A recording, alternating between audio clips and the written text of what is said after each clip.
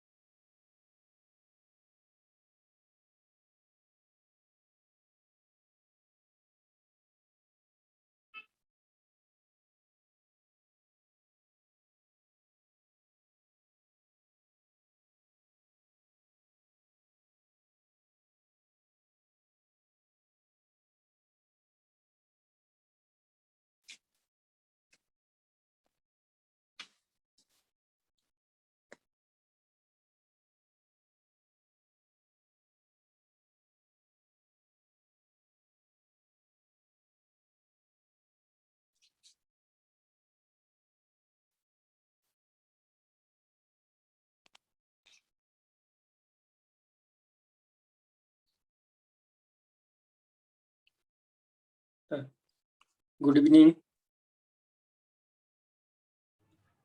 Good evening, sir. Good evening, sir.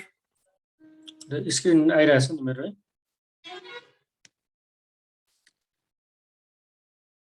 Yes, sir. ल सुरु गरौँ है त.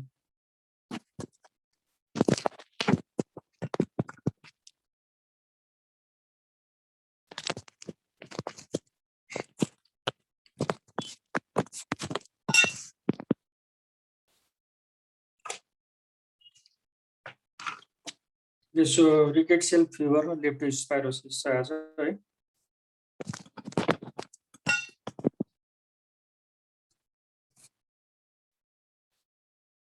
So rickettsial diseases are considered some of the most common emerging and re-emerging diseases. Rickettsial infection are difficult to diagnose clinically, hence occurrence of often goes unrecognized. Okay? And failure to timely diagnose that lead to significant morbidity and mortality. And untreated cases have case fatality rates as high as 40 to 45% with multiple organ dysfunction. Okay? And rickettsia is named after Howard Taylor Ricketts, who died of typhus fever, which is contracted during his studies. The rickettsia are a heterogeneous group of small obligatory intracellular gram-negative cocobacilli and short bacilli. These are non-flagellated, non-motile, and non-spore forming. These occupy a position between bacteria and virus, most of which are transmitted by a tick, mite, flea, or louse vector. Usually, अहिले चाहिँ यो diagnose भइरहेछ है, नत्र पहिला चाहिँ अहिले पनि अब गाउँहरूतिर खासै डायग्नोज भइरहेको हुँदैन रिकेट्सियल फिभर है। फिभर आयो भने प्रायः चाहिँ पनि अब टाइफाइड मलेरियाहरू भनेर त्यही लाइनमै म्यानेज गरिरहेको हुन्छ है। त्यही भएर चाहिँ मोर्टालिटी रेट चाहिँ यसको हाई थियो पहिला चाहिँ, अहिले पनि अब हाई नै छ है ट्रिट गरेन भने। And clinical manifestation of all the acute presentation are similar during the first 5 days. है जुनैसुकै रिकेट्सियल फिभरको पनि म्यानिफेस्टेसन चाहिँ लगभग सिमिलर नै हुन्छ है। That is fever, there is headache, there is myalgia, there may or may not be nausea, vomiting and cough है। Fever, headache and myalgia है, severe muscle pain हुन्छ।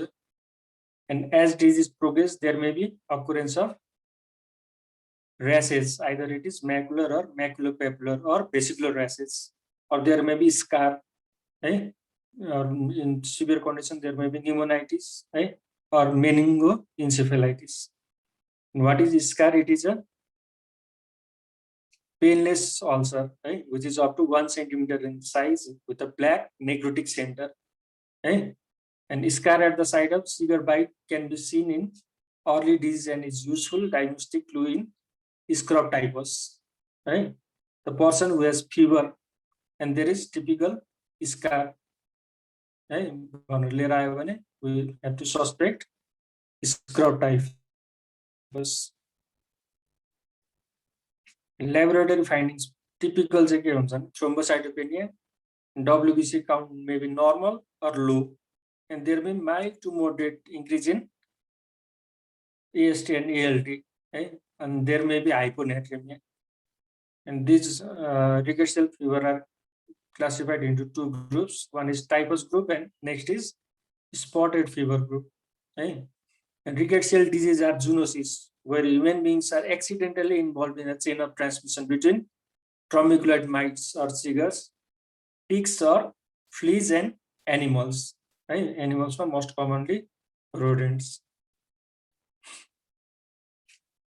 And transmission to humans.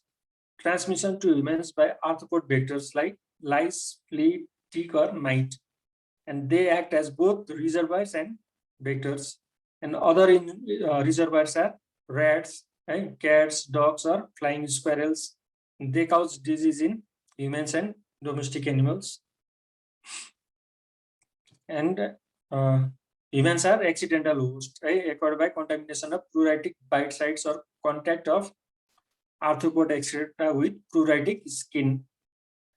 And saliva of some biting vector may be infected, or sometimes it is transmitted by inhalation from the feces of the flea, right? And there is no human to human transmission. And regarding the pathogenesis, the rickettsia are intracellular gram-negative organism with parasite the intestinal canal of arthropods. Infection is usually conveyed to humans through the skin from the excreta of the arthropod. Usually if there is abraded in the skin or there is wound in the skin, right? And the organism multiply in capillary endothelial cells, producing lesions in the skin, CNS, heart, lungs, liver, kidneys, and skeletal muscle. And endothelial proliferation associated with a perivascular reaction may cause thrombosis and purpura. So this is the classification of rickettsial disease, right? Disease and what are the agents, what are the insect vectors, and what are the mammalian reservoirs.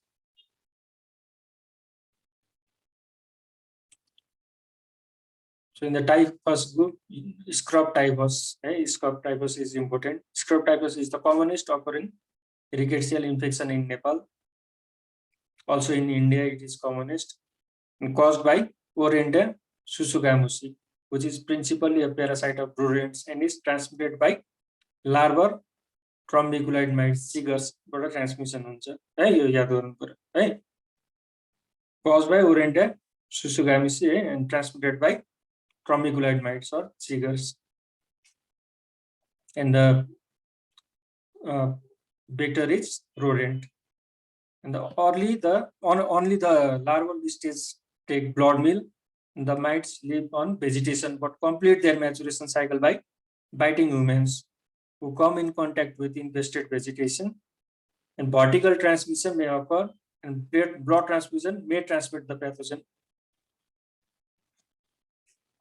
And scrub typhus can occur in areas where scrub vegetation consisting of low-lying trees and bushes is encountered, and also in habitats as diverse as bank of rivers, rice fields, right? Poorly maintained kitchen gardens, grassy lawns, right? Which can all be inhabited by chiggers. And the chiggers, they are too small to be seen by naked eye. They feed usually on rodents and accidentally on humans, and transmit the infection during the prolonged feeding, which can last 1 to 3 days. And incidence of scrub typhus is higher among the rural population. The incubation period is 6 to 21 days, and the onset is characterized by fever. There is fever, there is severe headache, that is often it is retroorbital pain. There is severe myalgia. There may or may not be cough and gastrointestinal symptoms. And at the site of bite, a papule evolves into a flat black scab. Right? The groin and the abdomen being the most common site, followed by the chest and axilla, and there may be regional lymphadenopathy. So here you can see the scar, right? Picture of scar.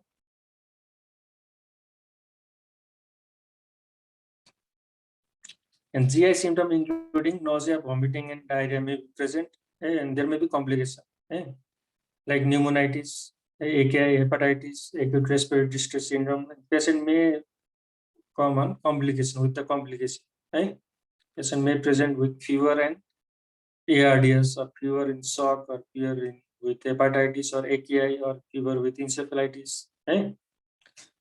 Septic shock, myocarditis, encephalitis may develop during the second or third week. Pneumonia is one of the most frequent complications of scrub typhus, which manifests as a non-productive cough and breathlessness and lead to ARDS, which could be life-threatening.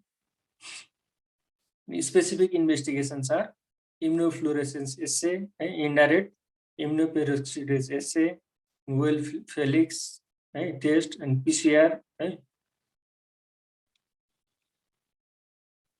and ELISA test. These are specific. And supportive are, we have to do CBC, there may be normal or low WBC count, there may be thrombocytopenia, there may be elevation of hepatic aminotransferase, there may be hyponatremia, and according to patient condition, we have to do further investigation. If there is enlargement of the liver or oliguria, renal function test or liver function test should be done. Imaging a complication, there may be bilateral infiltrates in the chest, or there may be ARDS. What are the differential diagnoses? Leptospirosis, typhoid, dengue, malaria, hemorrhagic fever, and other rickettsial infection. Treatment and prognosis. Without treatment, fever subsides spontaneously after 2 weeks, but the mortality rate may be 10 to 30%.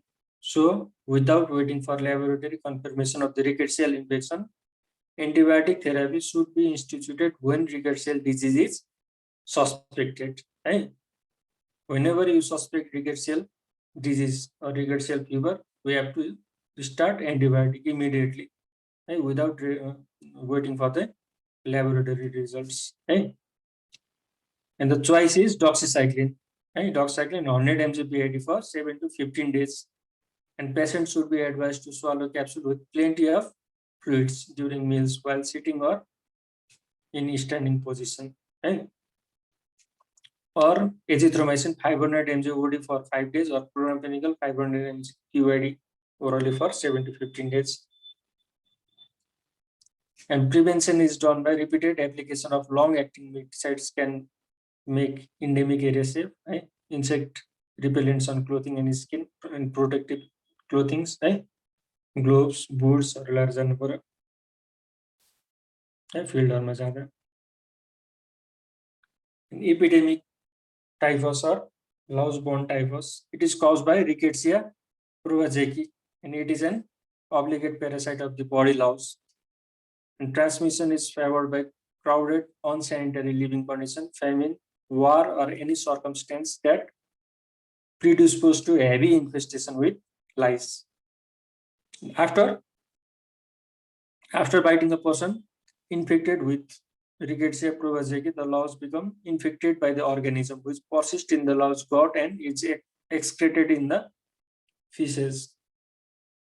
And when the same louse bites an uninfected individual, the feces gain entry into the bloodstream when the person scratches the itching wound. The dry infectious louse feces may also enter via the respiratory tract. And because of this aerosol transmissibility, this is considered a possible bioterrorism agent also, this Rickettsia prowazekii. And clinical features: after an incubation period of 1 to 2 weeks, the onset of illness is abrupt with prostration, severe headache, and fever rising rapidly to 102 to 104 degrees Fahrenheit. And there may be cough, severe myalgia, macular and maculopapular rashes. It begins on the upper trunk and becomes generalized. And face, palms, and soles are spared. यो याद गर्नु पर्यो. Rashes in the upper trunk and face, palms, and soles are spared. In photophobia, conjunctival injection, and eye pain are common. There may be confusion and coma, and in severe cases, there may be skin necrosis and gangrene of the digits, and also there may be interstitial pneumonia. Investigation, again same, the white cell count is variable. Maybe it is normal, or maybe it is decreased, or maybe increased. There may be thrombocytopenia. There may be elevated liver enzymes, proteinuria, and hematuria commonly occurs. And radiograph of the chest may show patchy consolidation. Complication: pneumonia, thrombosis, vasculitis with major vessel obstruction and gangrene, circulatory collapse, myocarditis, and uremia. And treatment is again same, doxycycline is the choice. And dose is also same, 100 mg BID for 4 to 10 days. And prevention consists of louse control with insecticide, particularly by applying chemicals to clothing or treating it with heat and frequent bathing. Next is murine typhus or endemic flea-borne typhus. It is caused by Rickettsia typhi, and it is transmitted from rat to rat through the rat flea. And humans are infected when the feces or contents of the cross flea, which has fed on an infected rat, are introduced into the skin, through the abraded skin. The incubation period is 8 to 16 days. And clinical features are again same. There is fever, headache, myalgia, arthralgia, nausea, malaise develop 1 to 3 days before onset of chills and fever. And nearly all patients develop nausea and vomiting. Rash is present in about 13% of patients. Axillary trunk and rarely involves the face, palms, and soles, and pulmonary involvement is frequently prominent. There may be hacking, non-productive cough, and when on auscultation there is bibacillar rails. Less commonly, there may be abdominal pain, confusion, stupor, seizure, ataxia, coma, and jaundice. Laboratory finding: anemia, leukopenia or leukocytosis, thrombocytopenia, hyponatremia, hypoalbuminemia, and mildly increased serum hepatic aminotransferase. And complication: respiratory failure, hematemesis, cerebral hemorrhage, and hemolysis. And diagnosis and treatment: serological studies of acute and convalescent phase plasma. And treatment is again same, doxycycline is the choice. Dose is also same, 100 mg BID for 7 to 15 days. And if doxycycline is contraindicated, ciprofloxacin can be given. Next group is spotted fever group. One was typhus group. Next is spotted fever group. So Rocky Mountain spotted fever, it is caused by Rickettsia rickettsii and is transmitted to humans by the bite of ticks, including wood tick and dog tick. Incubation period is 2 to 14 days. In clinical feature, fever, headache, and malaise, myalgia, nausea, vomiting, and anorexia are the most common symptoms during the first 3 days. The patient becomes progressively more ill as vascular infection and injury advance. Rash is evident during first 3 days in 49% of the patient. That is first on the wrist and ankle, and then on the remainder of the extremity and the trunk. And involvement of the palms and soles are diagnostically important. Right? There may be rashes in the palms and soles also in Rocky Mountain spotted fever. There may be pre-renal azotemia and hypotension. In severe cases, there may be delirium, seizure, stupor, and coma. There may be hepatosplenomegaly, myocarditis, or ARDS, right, if there is complication. On lab findings, there is thrombocytopenia, anemia, there may be hyponatremia or hypoalbuminemia elevated in ALT and AST, there may be increase in bilirubin, right? There may be increase in inflammatory markers like CRP, fibrinogen, ferritin. And most common serological test for confirmation is indirect immunofluorescence, SA. Treatment is again same. Right? Drug of choice is doxycycline 100 mg for 7 to 15 days. And seriously ill patients are managed in ICU with careful administration of fluids.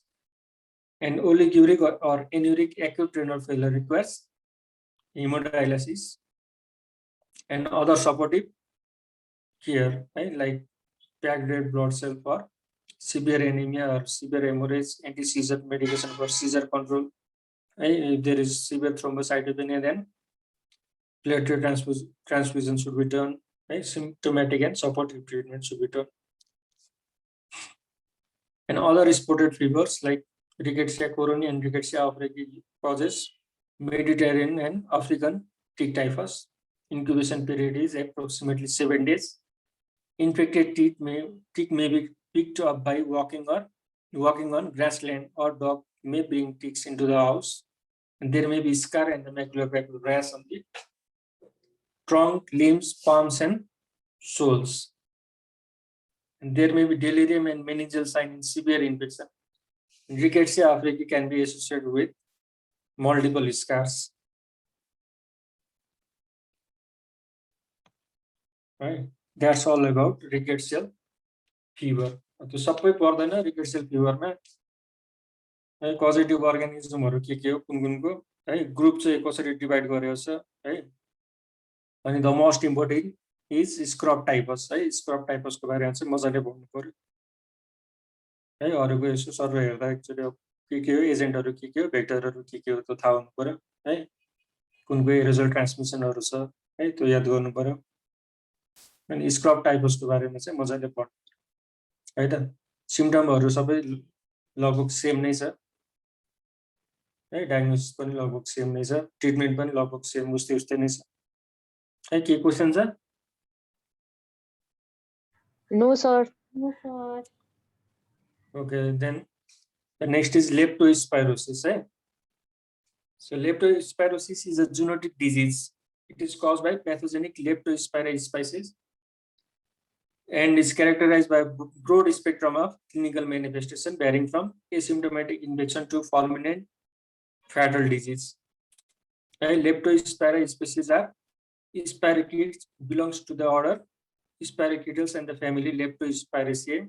And leptospires are coiled, thin, highly motile organisms that have hooked ends and 2 periplasmic flagella with polar extrusion from the cytoplasmic membrane that are responsible for motility.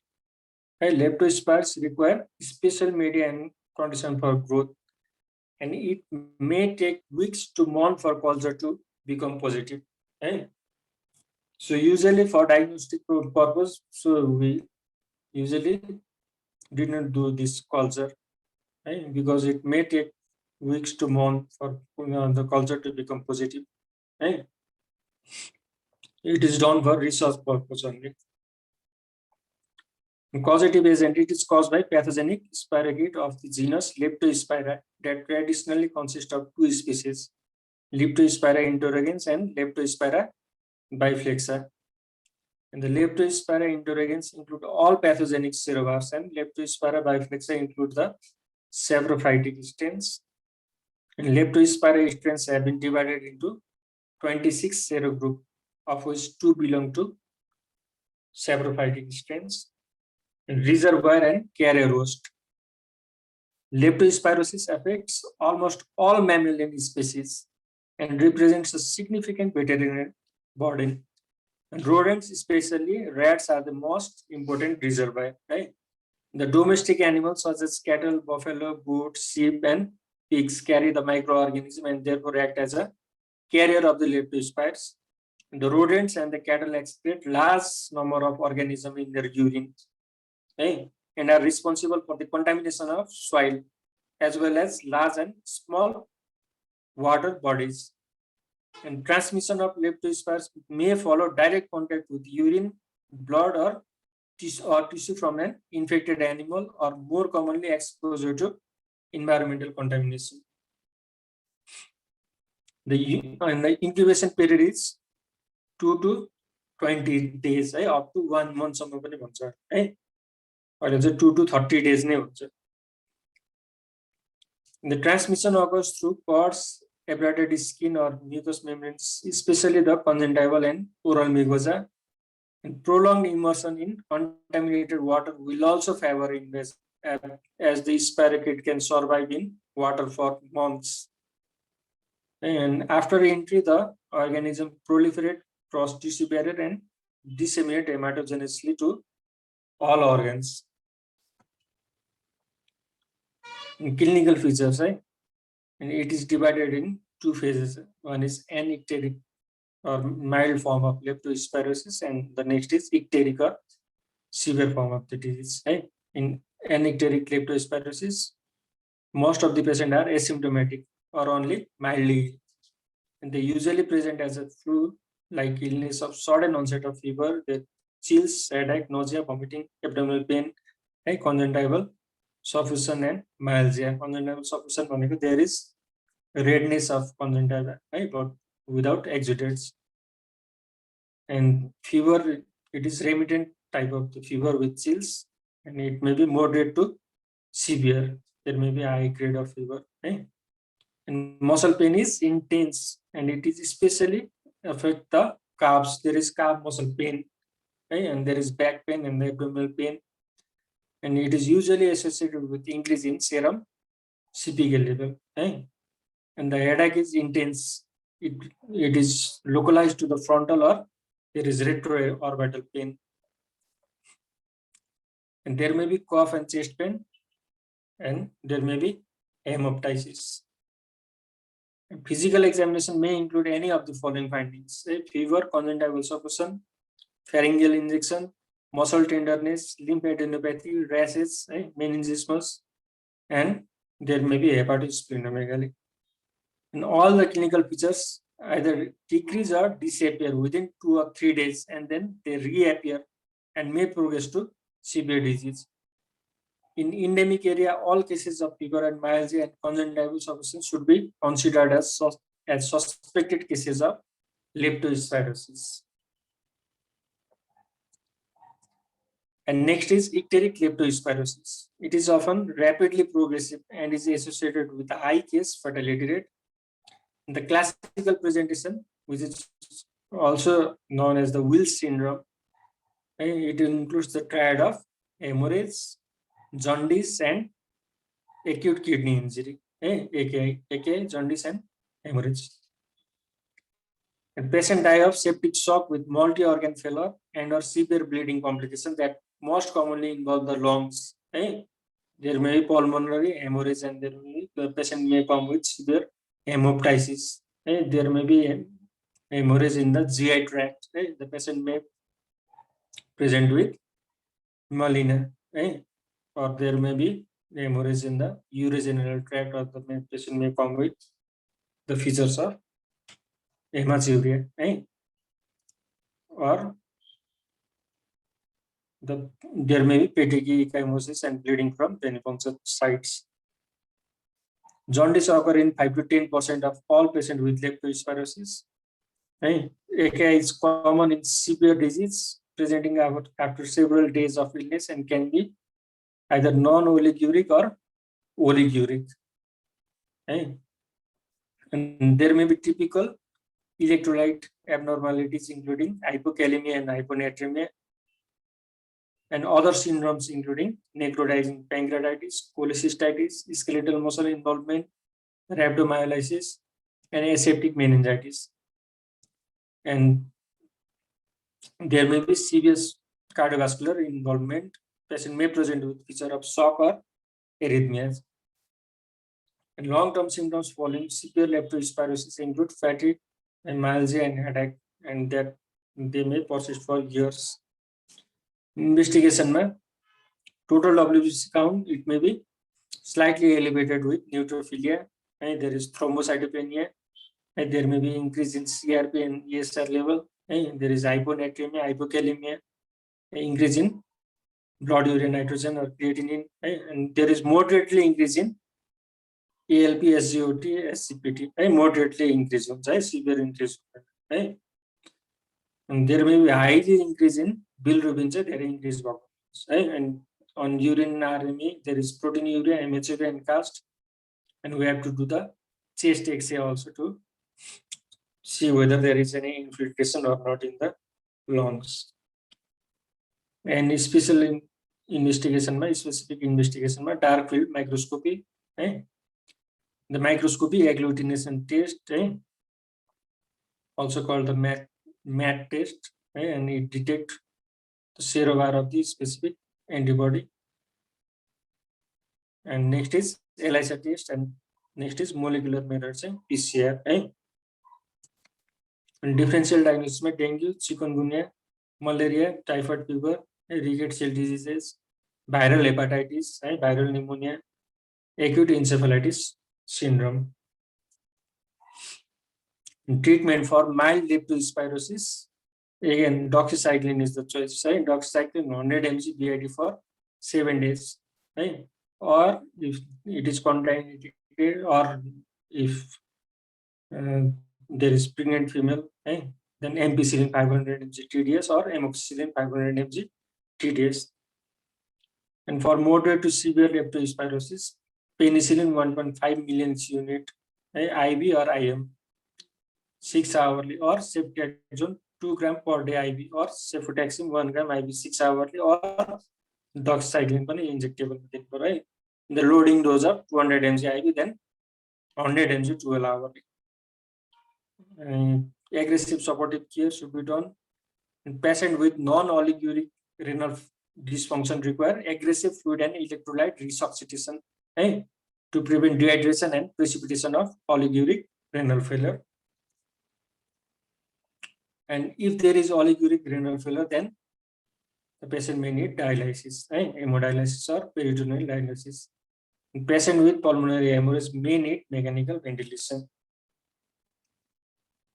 In prognosis, most patients with leptospirosis recover, and post leptospirosis syndrome, mainly of a depression-like nature, may occur and persist for years after the onset, after the acute disease. And mortality rates are highest among elderly and those who have severe disease. And leptospirosis during pregnancy is associated with high fetal mortality rates. And for prevention and control, hygienic methods such as avoidance of direct and indirect human contact with animal urine, advice to use rubber shoes and gloves for workers in flooded fields, and health education regarding leptospirosis and its prevention, rodent control measures should be done, and there should be establishment of a proper drainage system and chemoprophylaxis during the peak transmission season. Doxycycline 200 mg once a week for 6 weeks and no more than 8 weeks. It may be given to agricultural workers from where clustering of cases have been reported. And vaccination of animals, leptospira vaccine confer limited duration of immunity, and booster dose are needed every 1 or 2 years So vaccination should be very selective and used only in endemic situation having high incidence of leptospirosis. है के छ बुझिरहेछ है छैन? बुझिरहेको छु sir. यो त अब नै गरे तिम्रो है, अब नपढिकन अब बुझ्दैन है। त्यस्तो नबुझ्ने केही छैन, पढ्नु पर्यो एकचोटि मजाले। हुन्छ है सर। सबै क्लियर नै छ। अब त्यही साइन्स सिन्ड्रोमहरु के, इन्भेस्टिगेसन के, ट्रिटमेन्ट कसरी गर्ने है, रिजर्भायरहरु के हो, होस्टहरु के हो, तिनीहरु थाहा हुनु पर्यो, इन्क्युबेसन पिरियडहरु के हो है। ट्रिटमेन्टमा त अब सबै सेम नै छ। अब सपोर्टिभ एन्ड सिम्प्टोमेटिक केयर गर्नु पर्यो। डक्साइक्लिन इज द चोइस है।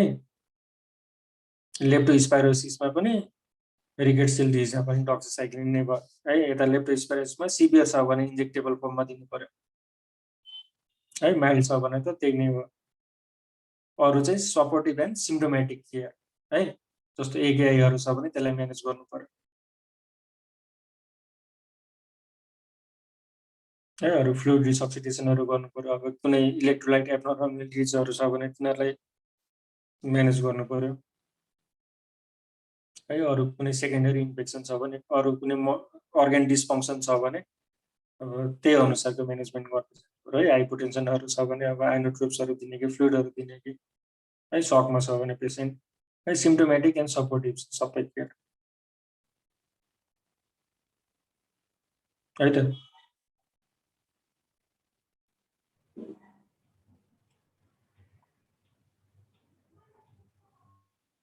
Thank you, sir. ल welcome. Thank you, sir. Thank you, sir.